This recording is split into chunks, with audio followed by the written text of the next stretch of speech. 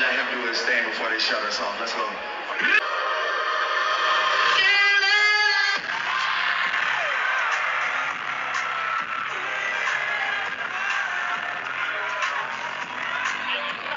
Oluwa Aubrey, you don't play fair. And just yesterday, you aggravated me when you did this US, UK lyricist. You know, the American in me was pissed off, but now you have brought out Rema.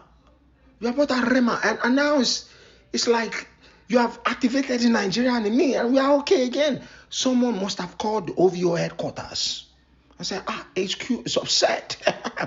Day 3, Wireless Festival ends with, I wouldn't necessarily a bang, but ends with culture connection. Yeah, right? Because that's a surprise guest right there. But let's talk a little bit about what Day 3 Wireless Festival was like based on what I saw floating around the worldwide nets, right?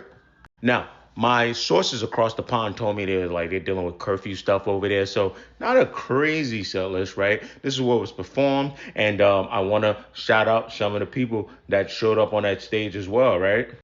Right, you see Central C, Popcorn and Vibes Cartel, Mr. Cartel himself. So, sometimes when you guys get to talking about, Drake doing this, that, taking from this, it's like these people love him. Now, I do want to mention that another record with Central C was teased. I'm not going to play it here because I done told y'all about the DCMA, DMCA strikes that I've been getting. Go ahead and go look that up. It sounds like, I don't know if it's official, we might be getting that July 18th. So, Drake ended it all with a bang, right? Or kind of a bang. Somewhat of a curfew bang, right? He posted this on the other app, says, thank you, London. Need some time to process what just happened. I don't have my usual caption. Just thank you so much for the best 3 nights of my performance career. I guess maybe he meant like not a rappy caption. Now, he's had himself a good week, right? But kind of add on to that week something else that's going on online today, right? You guys know the vibes. Numbers aren't the only thing. They do tell a story.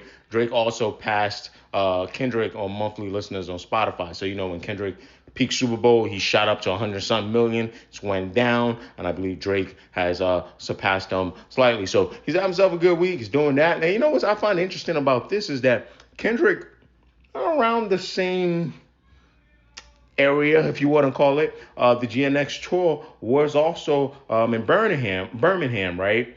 So, that's the European leg. So I find this really interesting. These guys are still attached to each other. So I want to know what's next, right?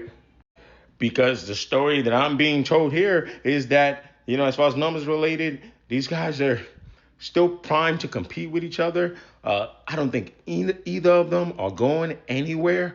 And we're going to have not only a long year, but I think, dare I say, another long 5 years of trying to figure out, who's going to just keep hold of that sort of, biggest rapper, biggest influence throne, right?